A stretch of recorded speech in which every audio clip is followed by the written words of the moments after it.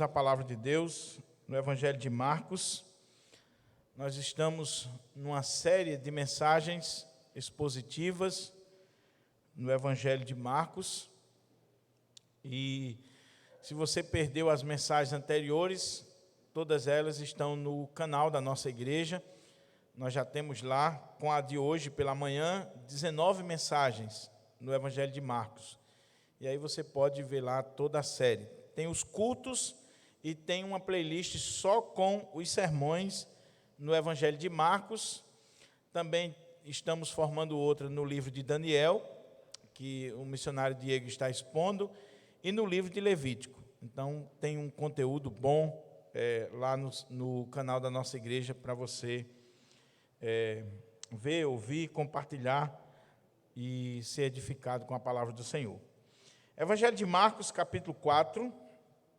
Hoje pela manhã, nós estivemos meditando do verso 1 até o verso 20, mas eu fiz uma ressalva para a igreja de que a perícope, ou a unidade de pensamento deste capítulo, vai do verso 1 até o verso 34. Então, nós fizemos a leitura do verso 1 até o 34, mas como nós iríamos sair daqui 3 horas da tarde, talvez, então eu resolvi pregar esse texto em 2 mensagens. Primeiro, versículo 1 ao 20, chamando a atenção para a parábola do semeador e para o propósito das parábolas, por que Jesus falava por parábolas. E agora à noite nós vamos terminar chamando a atenção dos irmãos aí para mais 3 parábolas do Senhor Jesus, ou ditos do Senhor Jesus, que vai do verso 21 até o verso 32, e a conclusão desta sessão de ensinamentos do Senhor Jesus, que é o verso 33 e 34. Mas para que a gente possa ir guardando esse texto, internalizando esse texto, eu vou ler do verso 1 ao 34, para que os irmãos vejam como faz sentido fazermos a leitura assim. Tá bom? Diz assim a palavra do Senhor. Marcos 4, do 1 ao 34, mas nós vamos chamar a atenção apenas a partir do versículo 21. Diz assim: Voltou Jesus a ensinar à beira-mar, e reuniu-se numerosa multidão a ele, de modo que entrou num barco, onde se assentou, afastando-se da praia, e todo o povo estava à beira-mar na praia. Assim, lhes ensinava muitas coisas por parábolas no decorrer do seu doutrinamento. Ouvi, eis que saiu o semeador a semear. E ao semear, uma parte caiu à beira do caminho, e vieram as aves e a comeram. Outra caiu em solo rochoso, onde a terra era pouca, e logo nasceu, visto não ser profunda a terra. Saindo, porém, o sol a queimou, e porque não tinha raiz, secou-se. Outra parte caiu entre os espinhos, e os espinhos cresceram e a sufocaram, e não deu fruto. Outra, enfim, caiu em boa terra, e deu fruto, que vingou e cresceu, produzindo a 30, a 60 e a 100 por 1. E acrescentou: quem tem ouvidos para ouvir, ouça. Quando Jesus ficou só, os que estavam junto dele com os 12 o interrogaram a respeito das parábolas.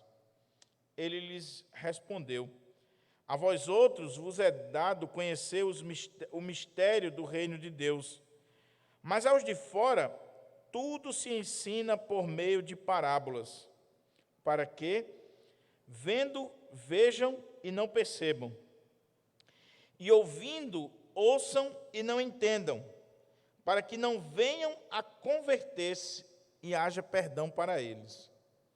Então lhes perguntou: não entendeis esta parábola? E como compreendereis todas as parábolas? O semeador semeia a palavra. São estes os da beira do caminho, onde a palavra é semeada. E enquanto a ouvem, logo vem Satanás e tira a palavra semeada neles. Semelhantemente, são estes os semeados em solo rochoso, os quais, ouvindo a palavra, logo a recebem com alegria, mas eles não têm raiz em si mesmos, sendo antes de pouca duração. Em lhes chegando a angústia ou a perseguição por causa da palavra, logo se escandalizam.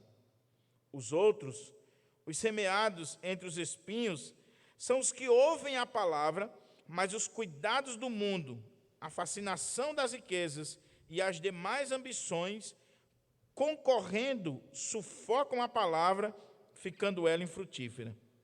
Os que foram semeados em boa terra são aqueles que ouvem a palavra e a recebem, frutificando a 30, a 60 e a 100 por um.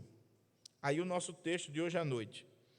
Também lhes disse: vem porventura a candeia para ser posta debaixo do alqueire ou da cama? Não vem antes para ser colocada no velador? Pois nada está oculto, senão para ser manifesto. E nada se faz escondido, senão para ser revelado. Se alguém tem ouvidos para ouvir, ouça. Então lhes disse: atentai no que ouvis.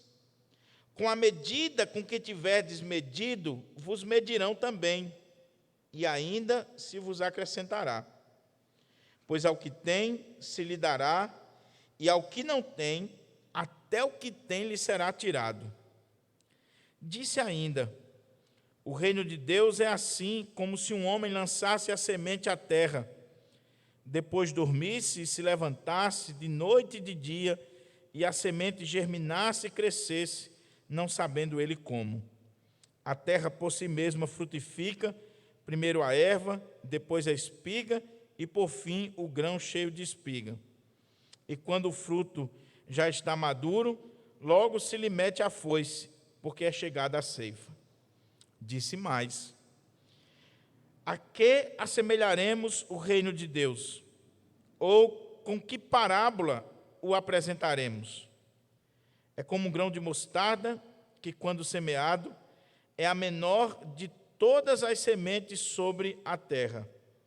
Mas, uma vez semeado, cresce e se torna maior do que todas as hortaliças e deita grandes ramos, a ponto de as aves dos céus poderem aninhar-se à sua sombra. E, com muitas parábolas semelhantes, lhes expunha a palavra, conforme o permitia a capacidade dos ouvintes. E sem parábolas não lhes falava, tudo, porém, explicava em particular aos seus próprios discípulos. Vocês viram como faz sentido ler do verso 1 ao 34?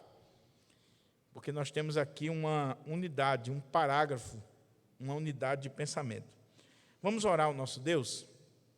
Ó Pai, muito obrigado, Senhor, pela Tua palavra, pelo Evangelho que está aberto diante de nós. E eu quero te suplicar, Senhor, que o Teu Espírito Santo que inspirou esse texto, agora possa estar falando aos nossos corações, abrindo-nos a porta à palavra, trazendo entendimento, discernimento espiritual e também intrepidez para o pregador, para que eu possa ministrar a Tua palavra com fidelidade, mas também com ousadia, no poder e na autoridade do Espírito Santo. É em Cristo Jesus que eu te oro, e desde já te agradeço, hoje e sempre. Amém. Meus irmãos, conforme eu já disse, hoje pela manhã nós tivemos o privilégio de ver a primeira parte desta sentença. E eu dizia na introdução pela manhã que nós temos aqui uma mudança na ênfase de Marcos. Marcos, ele dá ênfase às ações de Jesus, aos milagres, às curas, aos feitos de Jesus, e não aos ensinos, diferente do Evangelho de Mateus e também do Evangelho de Lucas. Marcos está escrevendo para romanos, e os romanos, eles não eram muito afeitos à questão do ensino como o povo judeu. Eles queriam ação, eles eram guerreiros. Então, o evangelho de Marcos é o evangelho da ação. Mas aqui no capítulo 4, Marcos, ele, mais uma vez, ele vai chamar a nossa atenção para a pregação ou o ensino do Senhor Jesus. Jesus, ele está à beira-mar, ele senta num barco, e a atitude aqui de sentar tem toda uma simbologia com relação ao ensino, a ênfase que ele quer dar. Ele está chamando a atenção, como os rabinos judeus, que quando se assentavam, era como que eles estivessem dizendo assim: olha, aquilo que eu vou dizer agora é algo de suma importância. Deu um zoom aqui. Então, Jesus se assenta naquele barco e ele começa a ensinar, a doutrinar. O versículo 2 fala aqui, no decorrer do seu doutrinamento, do seu ensino. Ele começa a ensinar as multidões. Por que ele está na praia, ou ele está no mar? Porque na sinagoga não cabia mais, havia oposição, a sua própria família estava contra ele. É só você olhar o contexto anterior, o capítulo 3, principalmente o final do capítulo 3. E Jesus, naquele dia tumultuado, onde ele foi acusado de endemoniado, de estar operando por Belzebu, a sua família estava achando que ele estava louco. Naquele dia tumultuado, Jesus vai ao mar, mais uma vez, ele volta ao mar, e afluiu para ali uma grande multidão, e ele vai pregar a palavra, ele vai ensinar a palavra de Deus.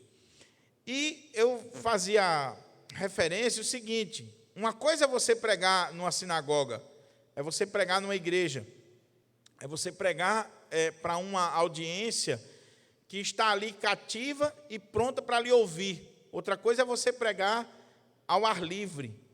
Você tem que ser muito bom para chamar a atenção, para prender a atenção das pessoas. E aí Jesus vai usar um recurso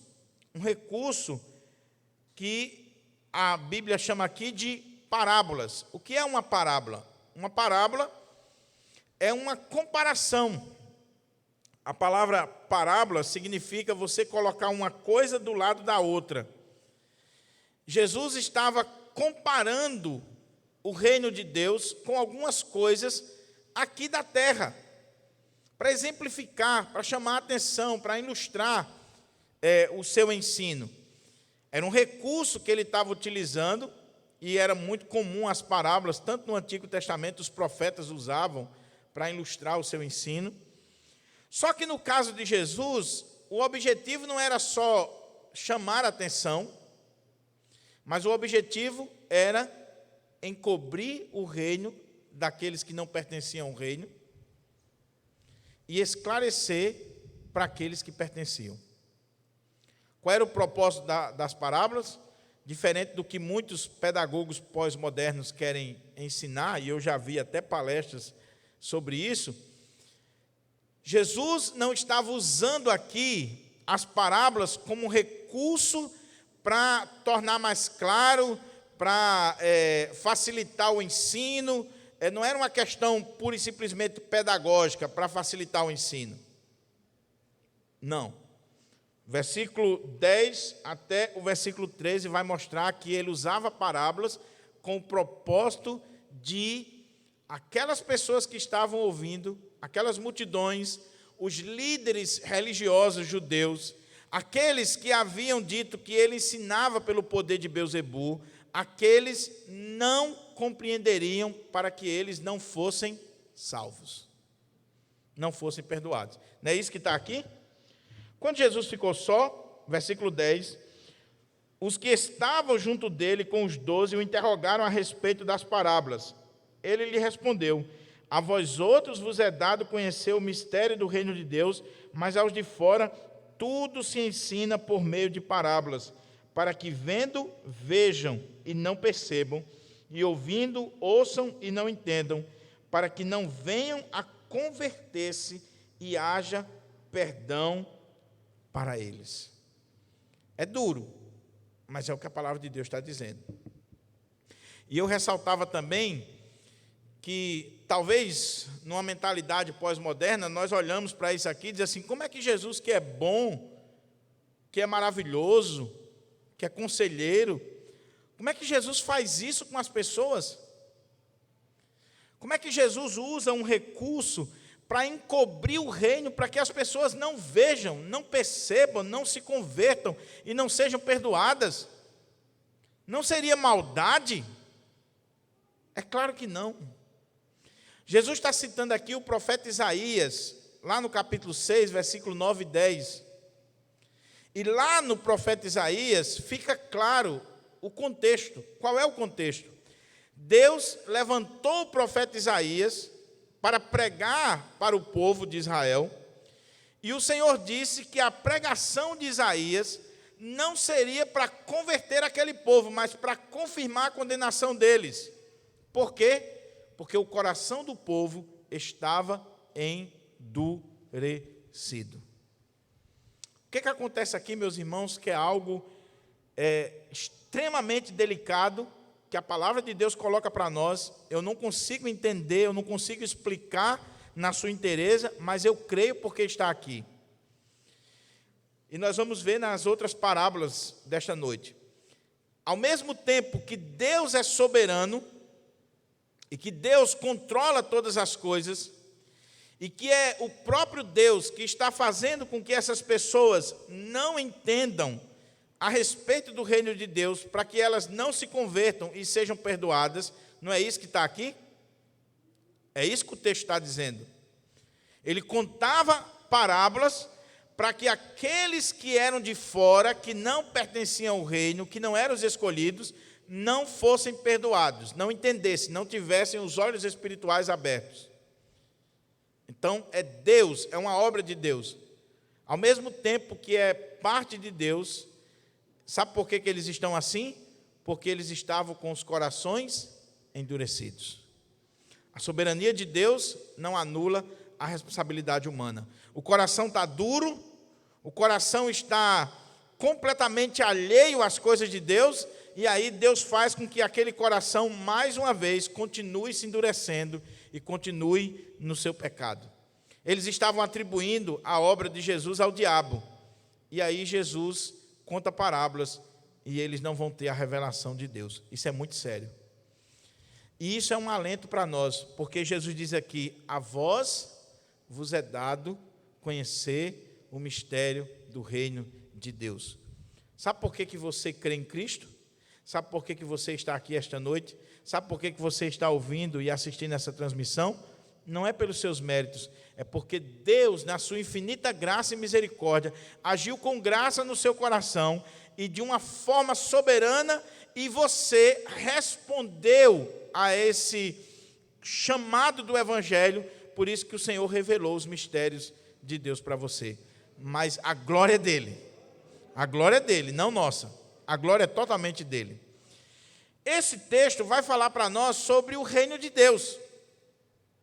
Jesus está respondendo aqui para os discípulos por que o reino de Deus não crescia tão rapidamente como eles imaginavam, por que a pregação de Jesus fazia com que uns se convertessem e outros não, e está explicado aqui, porque aqueles que tinham um coração duro, Deus endurecia mais ainda, mas havia aqueles que o Senhor trabalhava os seus corações e eles respondiam o Evangelho e caminhavam. E também Jesus vai colocar aqui para os discípulos como o reino de Deus cresce, como é que o reino de Deus avança. O reino de Deus, meus irmãos, como diz o autor de um livro, que é um dos livros talvez mais importantes traduzido para o português, eu esqueci o nome do autor agora, mas o livro é O Reino de Ponta Cabeça. Se você puder comprar esse livro, você vai ler um dos melhores livros evangélicos traduzido para o português. O reino de Deus é um reino de ponta cabeça. Ele foge completamente à compreensão, ao entendimento, à sagacidade humana. Então, aqui Jesus está contando as parábolas do reino e está mostrando por que em alguns momentos a pregação não dá o resultado que a gente imaginava, por que o reino não cresce como nós imaginamos que deveria crescer, mas ele vai mostrar que esse reino ele vai crescer e ele vai se tornar uma árvore frondosa para a glória de Deus.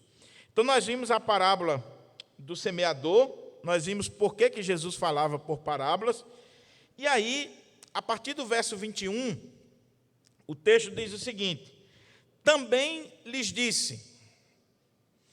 A partir do verso 21, nós vamos ter mais 3 parábolas, alguns ditos do Senhor Jesus, que nos demais evangelhos são colocados em circunstâncias diferentes. O que dá para nós entender aqui? Que esses ditos de Jesus, eles foram falados não somente em uma ocasião, mas em várias ocasiões. Por isso que Mateus coloca, às vezes, em um contexto diferente. Jesus não pregava só uma vez, ele pregou várias vezes, em circunstâncias diferentes. Então, não existe contradição entre os evangelhos. Agora, aqui no evangelho de Marcos, Marcos dá a entender para nós que essas 4 parábolas foram contadas naquele dia, naquele momento que Jesus estava à beira-mar, que Jesus estava no barco. Então, o contexto é o mesmo.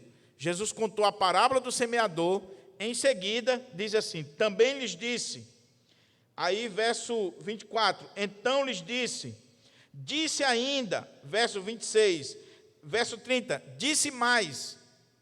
Dá ideia para nós que essas parábolas elas foram contadas no mesmo dia, na mesma ocasião, naquela sessão de doutrinamento do Senhor Jesus. Pastor, mas por que elas estão depois do verso 10 ao 13 e depois da explicação da parábola do semeador? Olha como é que diz o verso 10. Quando Jesus ficou só, os que estavam junto dele com os 12 o interrogaram a respeito das parábolas. Lembra que eu falei que existe um recurso literário no Evangelho de Marcos chamado técnica de sanduíche, onde Marcos começa a contar uma história, aí ele faz o intervalo, ele fala sobre outra coisa, e aí ele retorna àquela história. Então, verso 10 ao 13, mostra para nós essa técnica de sanduíche. Jesus ficou só com os discípulos e os apóstolos, com um grupo ali. Foi perguntado para ele por que ele falava por parábolas e qual o significado da parábola do semeador e de todas as parábolas. E aí Marcos dá uma explicação do que Jesus falou, e em seguida ele vai mostrar a parábola do semeador, a explicação, e mais 3 parábolas que Jesus contou naquele dia. Então, no verso 21, nós voltamos àquele momento que Jesus está no barco, que Jesus está doutrinando o povo. E aí ele vai contar 3 parábolas a mais para mostrar para nós o mistério do reino, a grandeza do reino de Deus, a beleza do reino de Deus. A primeira parábola é a parábola da candeia. O que é uma candeia? Hoje de manhã eu perguntei para algumas pessoas aqui o que é uma candeia. Talvez só quem é do interior vai saber o que é uma candeia. Na nossa versão aqui, usa a palavra candeia. Nas versões mais atualizadas, mais simples, já usa uma palavra mais correta. Mas vamos lá. Também lhes disse: vem porventura a candeia para ser posta debaixo do alqueire ou da cama? Não vem antes para ser colocada no velador? Pois nada está oculto senão para ser manifesto, e nada se faz escondido senão para ser revelado. Se alguém tem ouvidos para ouvir, ouça. Jesus contou esta parábola da candeia, pequenininha. A parábola, meus irmãos, e talvez a única exceção é a parábola do semeador, porque Jesus deu uma explicação maior dela. Toda parábola ela tem um ponto só. Qual é a regra de interpretação das parábolas? Você tem que olhar para a parábola e você não pode se perder em detalhes, você tem que olhar qual é o ponto principal, onde é que Jesus queria chegar contando aquela história. Então, por isso que essa parábola é tão curtinha, mas ela faz sentido, ela tem um objetivo aqui. Então, Jesus, naquele contexto de ensino, de instrução, de doutrinamento das multidões, com o propósito de encobrir o reino para aqueles que não eram de dentro, mas esclarecia os mistérios do reino para aqueles que são de dentro, os apóstolos, os discípulos, a igreja do Senhor, os eleitos do Senhor. Ele conta a parábola do semeador e depois diz, também lhes disse, continuando o seu doutrinamento: vem porventura a candeia para ser posta debaixo do alqueire ou da cama? Ele está fazendo uma pergunta. Todo judeu sabia o que era uma candeia, porque naquela época toda casa tinha uma candeia. O que é uma candeia? Alguns chamam também de candeeiro, uma lamparina. Uma lamparina. Naquela época não tinha energia elétrica como nós temos hoje. Então, as casas, toda casa tinha, no mínimo, uma lamparina. Uma lamparina, aqui no contexto de Israel, ela era feita de barro, de cerâmica, e ela era colocada no lugar de destaque da casa, no lugar mais alto. Eu ia fazer uma experiência hoje aqui, uma ilustração, mas deixei para outra ocasião. Eu ia trazer um candeeiro que eu tenho, bem bonitinho, que minha mãe me deu de presente, um candeeiro desses modernos mesmo, mas imitando um candeeiro antigo, na bateria, tudinho, uma luz, que quando você abre assim, a luz acende. E eu ia trazer para colocar aqui embaixo do púlpito, e quando eu lesse o texto, eu ia pedir para apagar a luz. E aí você ia ver uma luzinha bem pequenininha, depois eu ia colocar aqui em cima e levantar para você ver a diferença que faz. Então, olha a pergunta de Jesus. Vem, porventura, a candeia ou a lamparina para ser posta debaixo do alqueire ou da cama? O que é um alqueire? Alqueire era uma vasilha ou um recipiente, uma sacola, uma bacia de medir, que media o trigo, media a cevada. Então, isso é um alqueire. Então, vamos colocar aqui como uma bacia ou uma cuia. Para quem é do interior vai saber o que eu estou dizendo, né? Eu estou usando hoje só a linguagem de João Mesquita. Então, uma cuia. Então, imagine uma lamparina que ela foi acesa, ela era usada, acesa, né, com óleo, tinha um pavio dentro da lamparina, colocava-se o óleo, acendia ali o pavio, e aí aquela lamparina, agora você vem com a bacia e cobre ela. Faz sentido? Não faz sentido. Ou então uma cama, que aqui no contexto judaico era uma espécie de, esse sofá pós-moderno aí, que é sofá-cama. Alguns dizem que nessa época aqui se usava um colchão, uma espécie de colchão, que a pessoa dormia, mas também depois poderia ser usado como um sofá na casa, na sala da casa. Então ele está dizendo, imagine você pegar a lamparina e ao invés de você colocar no velador, num lugar de destaque da casa, mais alto, o velador era um suportezinho para colocar a lamparina, você coloca debaixo de uma bacia ou você coloca debaixo da cama. Faz sentido? Não faz sentido. Também lhes disse, vem porventura a candeia para ser posta debaixo do alqueire ou da cama? Não vem antes para ser colocada no velador, no lugar mais alto, no lugar de destaque, onde ela vai ser vista e onde ela vai iluminar toda a casa? Aí ele diz, pois nada está oculto, senão para ser manifesto, e nada se faz escondido, senão para ser revelado. Se alguém tem ouvidos para ouvir, ouça. Jesus está dizendo, preste bastante atenção no que eu estou dizendo. Ok, pastor, mas o que isso significa? Aquela multidão que estava ouvindo as parábolas, os líderes, os homens que estavam ali presentes, as multidões e os discípulos estavam ouvindo a mesma história. Eram coisas do cotidiano, comparações, ilustrações daquilo que eles conheciam. Era palpável, ele falava de acordo com a capacidade deles. Mas a questão talvez o que passava na cabeça daqueles homens o que isso tem a ver? Qual o sentido disso? É a mesma coisa da parábola do semeador. Os discípulos que conheciam muito bem o que era um semeador, o que era você plantar na Palestina naquele período, eles perguntam: Senhor, qual o significado dessas parábolas? O que significa isso? Nós não entendemos. Até porque era muito simples. E às vezes, quando a coisa é muito simples, muito óbvia, a gente não entende. A gente gosta das coisas mais difíceis, né? Qual é a ideia aqui?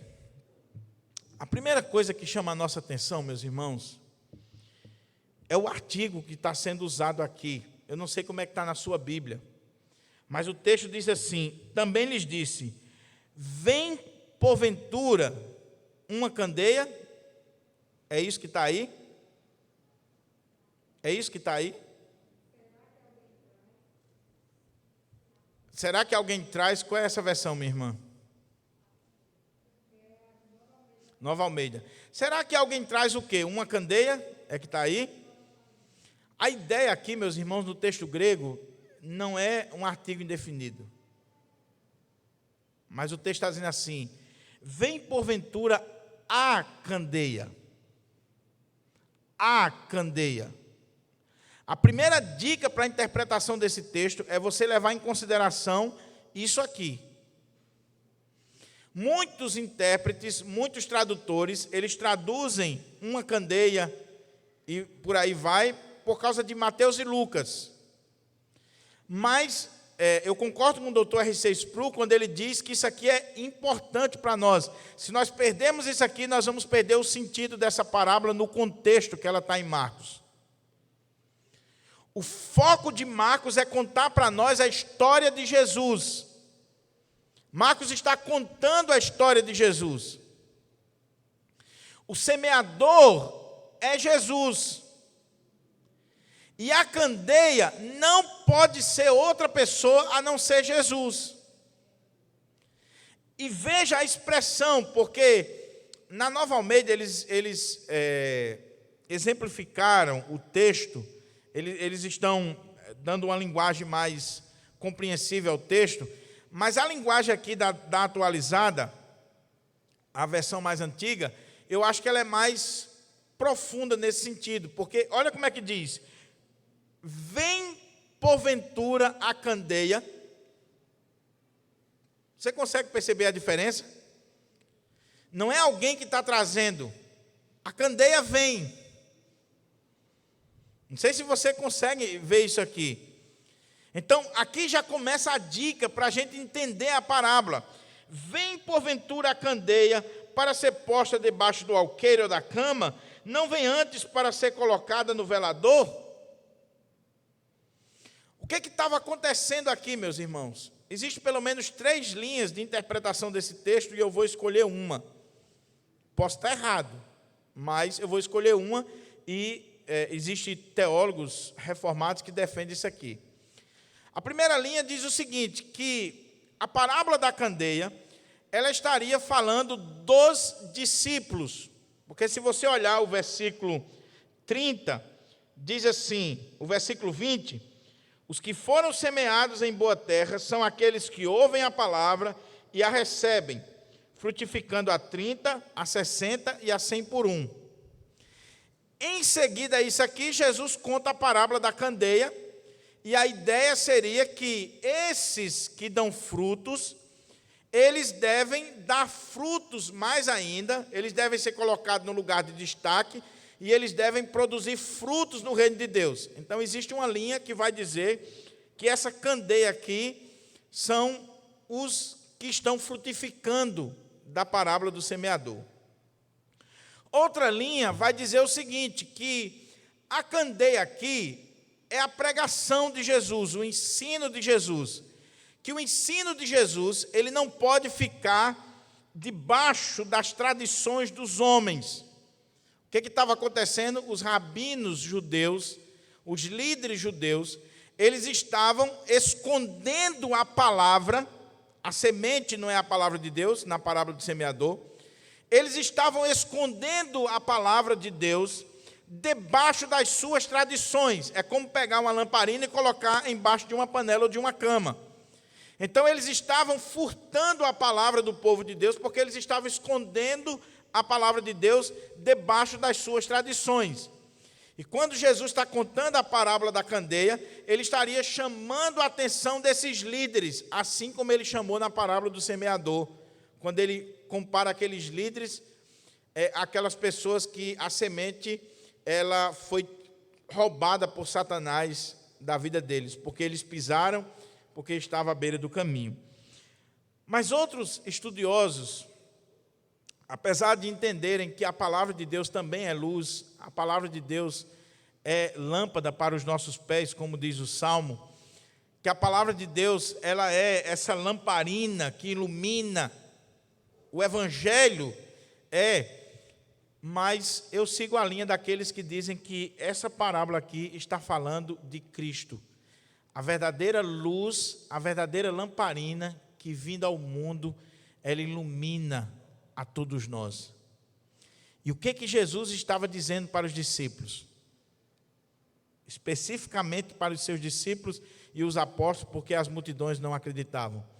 Olha, por enquanto, essa candeia, essa lâmpada que sou eu, ela pode estar ainda oculta de muitas pessoas, mas é preciso que essa lâmpada ela seja colocada no lugar de destaque, para que ela venha iluminar toda a casa, porque foi para isso que ela veio, e não existe nada oculto que não venha a ser revelado. Esse é o propósito, a revelação. O que Jesus está dizendo é que ele deveria ser levado para todas as nações, ele deveria ser proclamado, e é claro que Jesus é o próprio Evangelho, é a própria palavra de Deus. Então aqui, entendendo por esse lado, as interpretações elas se complementam. Então ele diz: vem porventura a candeia para ser posta debaixo do alqueire da cama, não vem antes para ser colocada no velador, pois nada está oculto senão para ser manifesto, e nada se faz escondido senão para ser revelado. Ou seja, Jesus está dizendo, ainda eles não estão entendendo, eles não estão vendo, o reino de Deus não está crescendo como vocês imaginam.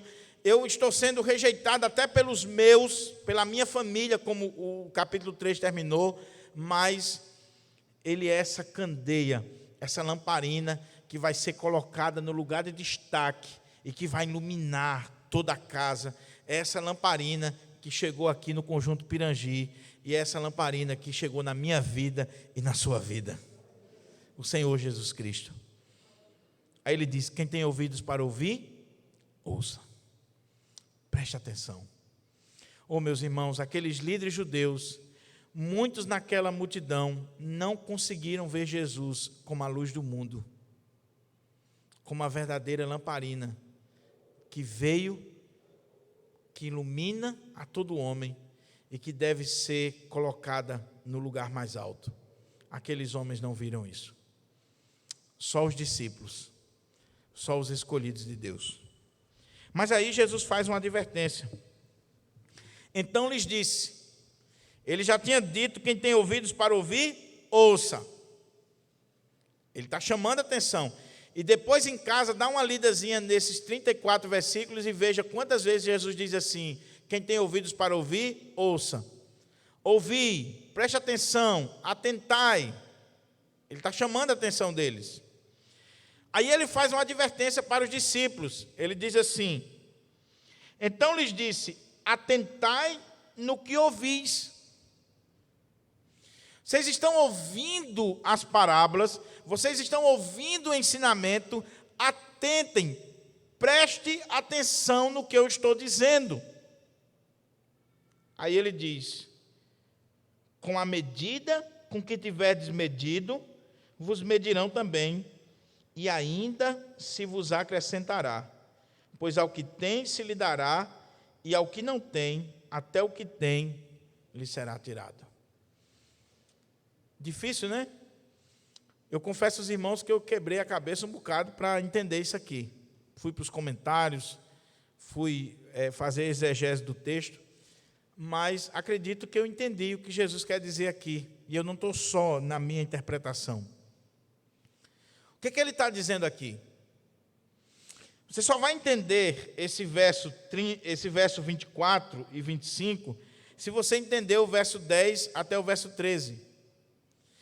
Principalmente o versículo 11, quando ele diz assim: ele lhes respondeu: a vós outros vos é dado conhecer o mistério do reino de Deus, mas aos de fora tudo se ensina por meio de parábolas. Ele está dizendo para os discípulos e para mim e você: olhem, prestem atenção, atentem no que vocês estão, o que ele diz aqui? Ouvindo. Sabe por quê? Aí vem o ditadozinho que ele citou aqui, que Mateus vai citar também em outro contexto, e como eu disse, significa dizer que Jesus usou esse ditado em outras ocasiões, em outros momentos do seu ensino. Aí ele vai dizer: por que vocês devem atentar, por que vocês devem prestar bastante atenção no que vocês estão ouvindo? Com a medida com que tiverdes medido, vos medirão também, e ainda se vos acrescentará. Ou seja, a maneira como você mede, como você escuta a palavra de Deus, vai ser a maneira como Deus vai tratar você. Já parou para pensar sobre isso? O autor aqui está fazendo um trocadilho com o alqueire. O alqueire era uma medida onde você media ali o peso, o quilo da cevada, do trigo. Jesus está dizendo: olha, prestem atenção no que eu estou falando, o ensino que eu estou dando para vocês, porque a maneira como vocês lidam com isso vai ser a maneira como Deus vai lidar com vocês. Com a medida com que vocês medirem, vocês serão medidos. É claro que ele também está fazendo uma referência aqui àqueles líderes religiosos e às multidões que, ouvindo o seu ensino, chegaram a atribuir a Satanás. E o que ele disse? Não tem perdão para quem blasfemar contra o Espírito Santo. Vocês estão medindo nesse nível, vocês vão ser também tratados dessa forma. Ele diz: com a medida com que tiverdes medido, vos medirão também, e ainda, preste atenção, se acrescentará. Meus irmãos, ouvir a palavra de Deus não é algo tão simples, tão fácil como parece. Às vezes é melhor que você, de fato, fique em casa do que você vir ouvir a palavra de Deus e você não está com o coração disposto, pronto, ávido para ouvir a palavra. Você é como aqueles solos que a palavra não frutificou, porque os cuidados do mundo, a fascinação das riquezas, o coração duro, tudo isso vem prejudicando a palavra no seu coração. Então você está ouvindo a palavra de Deus, você está ouvindo o ensinamento do Senhor, mas a mente está longe. Aí eu pergunto: você quer que Deus lhe trate dessa maneira? Você quer que Deus retribua a você de forma justa a maneira como você trata a palavra dEle, o ensino dEle? Porque quando a pregação é fiel à Sagrada Escritura, é Deus falando. Por isso que os reformadores diziam: a voz é do pastor, a voz externa, mas a voz interna é do Espírito Santo. É Deus falando com a igreja, quando é expondo a Escritura. Então ele diz: preste bastante atenção, olhe, preste atenção nos meus ensinos. Aí ele diz: pois se acrescentará, pois ao que tem se lhe dará, e ao que não tem, até o que tem lhe será tirado. O que ele está dizendo aqui? daquela multidão, até aquilo que eles ouviram do Evangelho a respeito do reino de Deus, porque eles não prestaram a devida atenção, porque eles não se renderam àquela palavra, até aquele pouquinho que eles ouviram vai ser tirado deles, e aí a condenação é certa. Você parou para pensar como é sério isso aqui? Essa é a primeira parábola, a candeia, que é Jesus. Você tem focado em Jesus, você tem olhado para Jesus, você tem dado atenção aos ensinos de Jesus, você tem dado prioridade à palavra, o Evangelho, aos ensinos do reino de Deus. Não estou perguntando se você, pura e simplesmente, é evangélico. Eu estou perguntando se você dá prioridade, você presta atenção. Você é como os crentes bereanos, que você confere na palavra, que você busca a palavra, que você medita na palavra de Deus. Você reconhece o valor dessa lamparina, dessa verdadeira luz que veio ao mundo e que ilumina todo homem. Mas aí Jesus conta mais uma parábola, e essas aqui são mais rápidas para a gente caminhar para a nossa conclusão. Disse ainda: o reino de Deus é assim como se um homem lançasse a semente à terra, depois dormisse, se levantasse de noite e de dia, e a semente germinasse e crescesse, não sabendo ele como. A terra por si mesma frutifica, primeiro a erva, depois a espiga, e por fim o grão cheio na espiga. E quando já o fruto está maduro, logo se lhe mete a foice, porque é chegada a ceifa. Ele está expondo o reino de Deus, os mistérios do reino de Deus. E aqui ele faz um contraponto com a parábola do semeador. É uma semente de novo, é um semeador de novo, e eu acho que é a extensão, viu, Renato? E o que ele está dizendo aqui? Veja, talvez a pergunta dos discípulos era o seguinte: como é o crescimento do reino de Deus? Como é que Deus age no coração do ser humano? Como é que o reino de Deus vai desenvolver, vai crescer? Aí olha o que ele coloca para nós. Na parábola do semeador, a ênfase está na responsabilidade humana. Os 4 solos, eles receberam a palavra e eles trataram a palavra de alguma maneira. Na parábola da semente, a ênfase está na soberania de Deus. Como eu disse, uma coisa não exclui a outra. Ao mesmo tempo que Deus é soberano, Deus é aquele que olha para a responsabilidade humana. Ao mesmo tempo que Deus é soberano, o homem é responsável. O que ele diz aqui? Que o reino de Deus é semelhante a um homem que ele lançou a semente sobre a terra. E aí ele dormiu, acordou, voltou a dormir, e aquela semente, de uma forma misteriosa, ela cresceu, não sabendo ele como. Mas ela deu fruto, a terra produziu, frutificou. A terra fez com que aquela semente ficasse madura, pronta para a ceifa. O que isso tem a ver com o reino de Deus? O que Jesus está dizendo é que quando a palavra de Deus é semeada, ela produz um efeito, um impacto na vida das pessoas, nos corações, que nós não sabemos como, mas ela produz. Há um mistério da vida ali. Você joga a semente no solo e você vai dormir, e aí, de uma forma misteriosa que só Deus sabe, aquela semente enrugada, ela brota, ela produz vida, ela produz uma árvore frondosa. Mesmo assim é o reino de Deus. A semente que é a palavra de Deus, ela é lançada e nós não conseguimos saber como ela frutifica. Agora não é mais conosco, agora é com Deus. A nossa tarefa é semear. A nossa tarefa é espalhar a semente. Agora, como Deus vai produzir vida no coração das pessoas, como é que essa semente vai brotar, como é que essa semente vai desenvolver, só Ele sabe.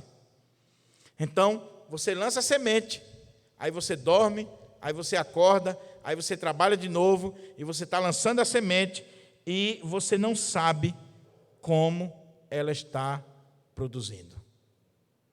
Isso é o reino de Deus.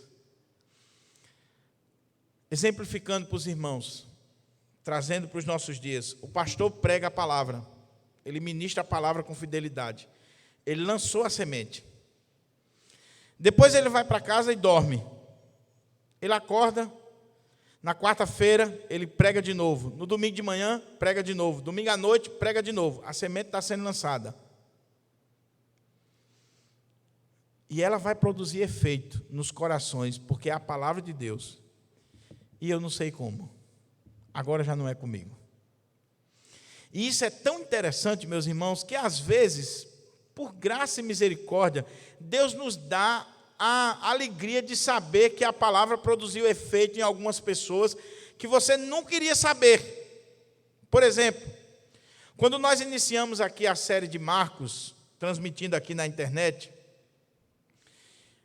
eu preguei o primeiro sermão e eu falei que o Senhor tinha recuperado Marcos e tinha honrado ele e feito com que ele fosse um escritor do Evangelho. Aquele Marcos que voltou atrás na viagem missionária, que foi rejeitado por Paulo, ele foi discipulado por Pedro, ele foi acolhido por Barnabé, e o Senhor fez uma obra tão grande na vida dele, restaurando a vida dele, que ele se tornou o escritor do primeiro Evangelho. E eu disse, olha, não interessa como você está, Deus pode mudar a sua história, Deus pode mudar a sua vida. O camarada pegou a mensagem, botou num grupo de WhatsApp, um jovem ouviu aquela mensagem,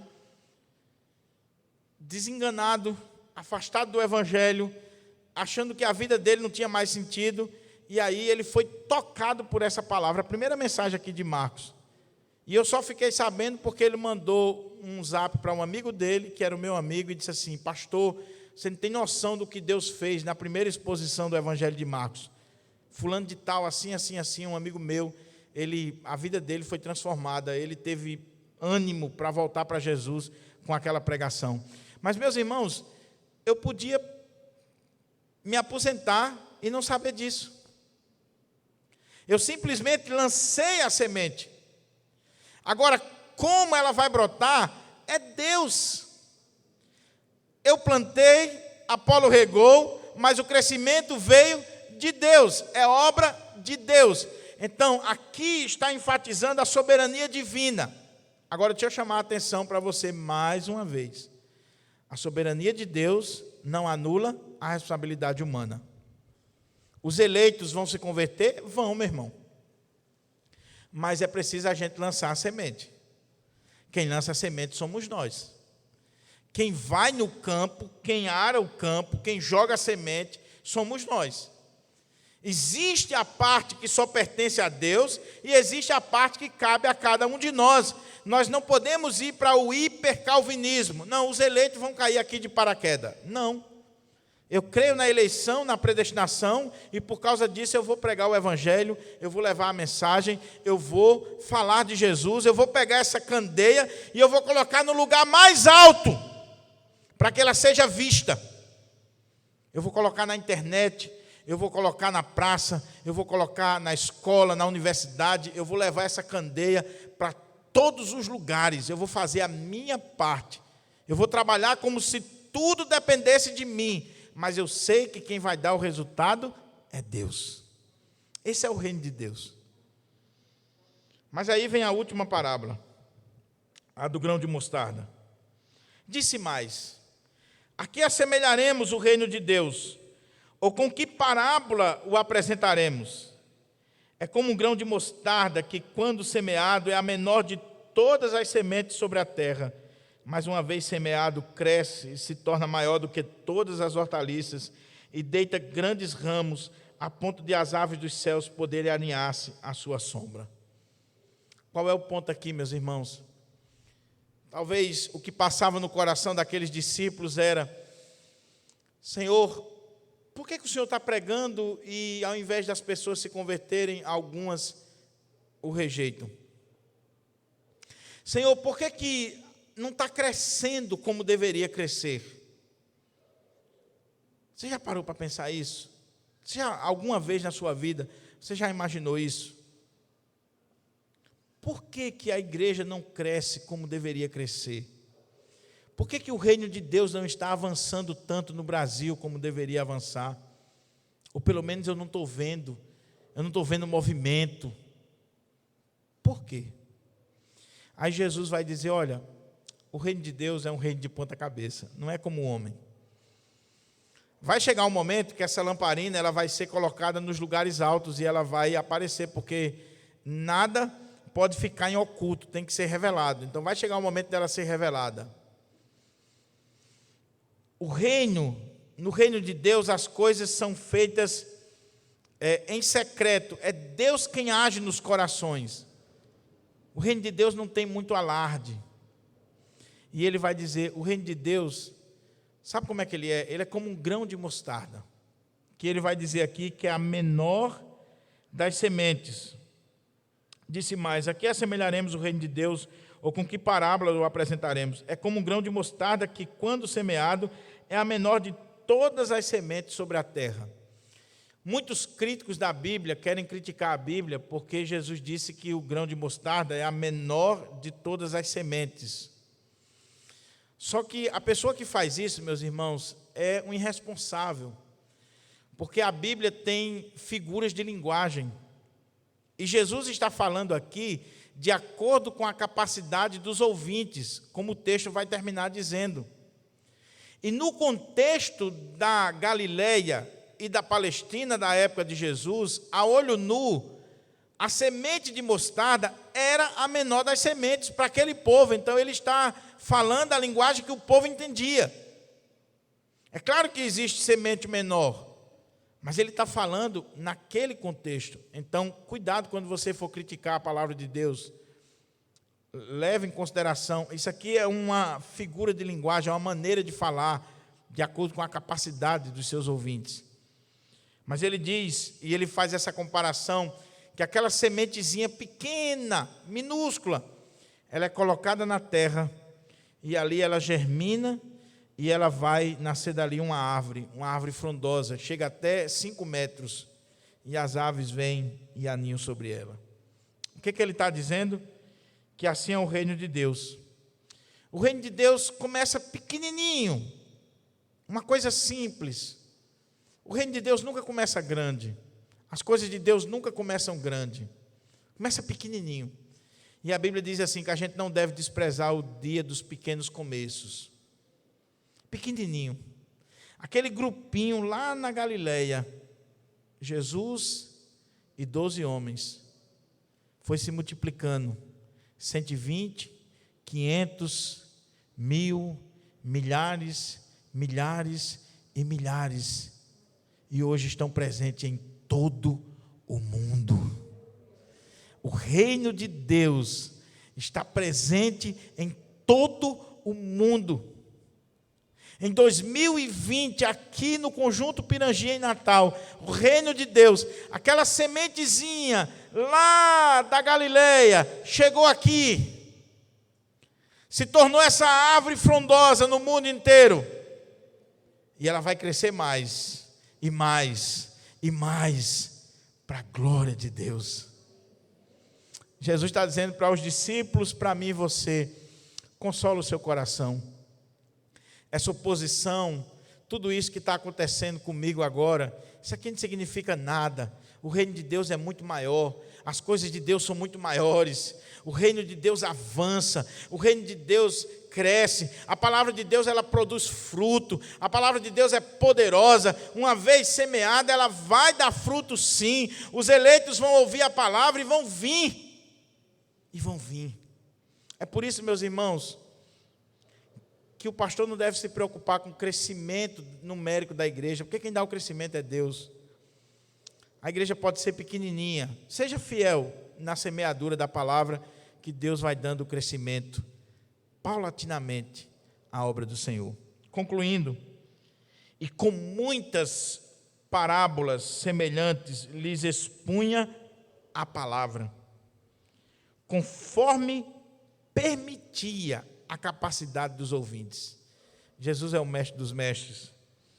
E sem parábolas não lhes falava, Tudo, porém, explicava em particular aos seus próprios discípulos. Eu termino com algumas aplicações só em forma de reflexão para nós. Primeiro, meu amado irmão, você sabe que há uma diferença muito grande entre você ouvir ou escutar, entre você ouvir e de fato prestar atenção. Quando Jesus diz aqui, ouvir, quem tem ouvidos para ouvir, ouça. É claro que o ouvido é para ouvir, mas o que Jesus está dizendo aqui? Esse ouvir aqui, meus irmãos, é um ouvir compromissado. É um ouvir onde você prestou atenção, onde você tem um compromisso de aplicar na sua vida a palavra de Deus. O que eu quero dizer para você, meu querido, com todo amor do meu coração, e com temor e tremor, eu queria dizer, cuidado para você não estar perdendo o seu tempo aqui na nossa igreja. Cuidado para você não estar perdendo o seu tempo aqui na transmissão. Você deve ouvir a palavra, se for a palavra, porque também tem pastor aí que não está ministrando a palavra. É ouvir a palavra, a semente é a palavra de Deus. Você deve ouvir a palavra de Deus, independente do pastor, independente se você gosta dele, da roupa dele, do jeito dele, se ele está pregando a palavra de Deus, você deve ouvir com atenção e com a disposição de colocar em prática, senão você está perdendo o seu tempo. Cuidado para você não rejeitar a palavra por causa do semeador, porque o semeador está semeando, mas você não foi com a cara do semeador, e aí você despreza a palavra. Cuidado com isso. Preste atenção, ouça, viva a palavra. Segunda coisa, você reconhece o valor dessa lamparina, dessa luz que veio ao mundo e ilumina todo homem? Você já teve um encontro com essa luz? Essa luz já brilhou na sua vida a ponto de mudar sua história, mudar sua existência, mudar os seus pensamentos, os seus objetivos. Essa luz já ocupa um lugar de destaque na sua vida, o primeiro lugar na sua vida. Em nome de Jesus, tenha um encontro com Ele nessa noite. Mas a outra coisa, você que é crente, meu irmão, você tem semeado a palavra de Deus? As duas parábolas aqui, elas mostram para nós as duas finais, que nós devemos semear a palavra de Deus. Comece pequeno, coisinha pequena, não precisa muita coisa não, porque quando a gente fala em semear, já pensa assim, uma campanha evangelística, uma cruzada. Não, comece pequeno, um grãozinho de mostarda. Comece mandando uma mensagem para o seu amigo, no grupo do WhatsApp, lá no Facebook. Comece falando de Deus. Lá no seu trabalho, se você tiver condições, peça permissão para fazer uma oração, para ler a palavra. Está chegando agora o final de ano, meu irmão. Oh, que oportunidade para você levar essa lamparina lá para o seu trabalho. Na confraternização lá do trabalho, ao invés de você dar mau testemunho, dê um bom testemunho. Sabe o que você vai fazer? Na hora que tiver a confraternização, pessoal, por favor, eu poderia fazer uma oração por vocês aqui? Você tem vergonha? Se você tiver vergonha, você não é um servo de Deus. Leve a palavra, semeie a palavra. Meus irmãos, aqueles que são os verdadeiros discípulos, são aqueles que receberam a palavra e frutificam a 30, a 60 e a 100 por um. Você está dando fruto, meu irmão? Ou você é um crente estéril? Vamos dar frutos, queridos. Vamos semear a palavra de Deus. Vamos pregar essa palavra com a convicção, com amor, com paixão no nosso coração. Vamos fazer isso. Você tem inteligência, você tem sabedoria, você tem recursos. Tem gente aí, menos do que você, fazendo a obra de Deus. E Deus honrando, que não tem a metade da inteligência que você tem, os recursos que você tem. Gente simples, entregando folheto, falando de Jesus, compartilhando a palavra de Deus. Irmãos, sabe qual é o nosso problema? É porque a gente não semeia, mas quer colher. A soberania de Deus não anula a responsabilidade humana. A igreja vai crescer, meus irmãos, se semear, se levar a palavra. Se cada membro da igreja do Pirangi, durante essa semana, pregar a palavra de Deus, jogar a semente, semear a semente do Senhor, essa igreja vai crescer. Agora, se não, não vai. Eu tinha um professor no seminário que ele dizia assim: por que a Assembleia de Deus é a maior igreja do Brasil? Você sabia que em 1950 a maior igreja do Brasil era a presbiteriana? Por que a Assembleia de Deus passou a igreja presbiteriana e é a maior igreja não só do Brasil, mas do mundo? Porque eles pregam, meu irmão. Chegue do lado de um pentecostal, converse com ele 5 minutos. 5 minutos com um pentecostal, para você ver se a linguagem dele, e se ele não vai pregar para você, se a linguagem dele não é Bíblia. Ah, mas não conhece doutrina, calvinismo, não interessa. Se você colar do lado de um pentecostal, ele vai falar de Jesus para você. E se você não tiver cuidado, ele ainda faz o apelo no meio da rua. Agora você convive uma semana, um mês, um ano, 6 meses com um crente, muitas vezes presbiteriano, e você descobre que ele é crente. No dia que o pastor encontrou ele com você, diz assim: graça e paz, meu irmão, tu é crente, é? Então, se a gente não prega, se a gente não fala, como é que a gente vai ter resultado? Eles estão semeando, vão colher. Se nós semearmos, nós vamos colher. É simples assim. Simples assim. Então, vamos semear nas redes sociais, na nossa família, no nosso condomínio, aonde nós estivermos. Mas, em último lugar, meu amado irmão, fica aqui uma advertência para nós, para mim e você. Será que nós somos do reino? Será que nós somos de dentro ou de fora? Só você e Deus podem saber. Mas tem uma dicasinha aqui. Você quer saber se você é do reino, se você é de dentro ou se você é de fora?